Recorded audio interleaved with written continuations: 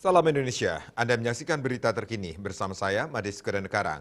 Penerapan ganjil genap untuk kendaraan yang masuk ke Pantai Sanur mulai disosialisasikan. Namun, kini setelah adanya aplikasi Peduli Lindungi yang mulai diberlakukan untuk masuk Pantai Sanur, maka penerapan ganjil genap perlu dievaluasi. Bendesa Adat Sanur Ide Bagus Paramarta di sela-sela penerapan aplikasi Peduli Lindungi meminta agar pelaksanaan ganjil genap di wewidangan Desa Adat Sanur dievaluasi kembali. Bendesa Sanur menambahkan saat ini pengunjung pantai hanya meningkat pada Sabtu Minggu dan hari libur. Bila hari biasa pengunjung tidak terlalu ramai. Selain itu, saat ini Pantai Sanur sudah menerapkan scan QR barcode Peduli Lindungi sehingga pengunjung juga wajib untuk menerapkan prokes. Hal yang sama juga diungkapkan Kepala Dinas Perhubungan Kota Denpasar Iketut Sriawan.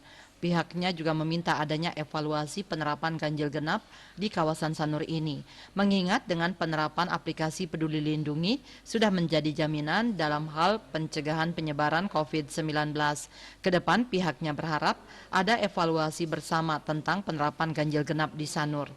Seperti diketahui, penerapan ganjil genap ini dilaksanakan sesuai dengan Surat Edaran Gubernur Bali Nomor 16 Tahun 2021 tentang pemberlakuan pembatasan arus lalu lintas dengan sistem ganjil genap pada daerah tujuan wisata di Provinsi Bali. Tahap pertama dilakukan di dua lokasi, yakni daerah tujuan wisata Sanur dan daerah tujuan wisata Kuta Badung. Asmara Putra Bali Pos melaporkan.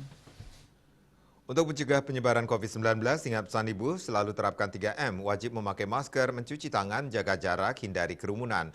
Dengan penerapan perilaku 3M, Indonesia segera terbebas virus corona menuju Indonesia maju. Update terus informasi Anda dengan subscribe dan like YouTube channel Bali TV @News Bali TV. Tetaplah bersama Bali TV. Salam Indonesia.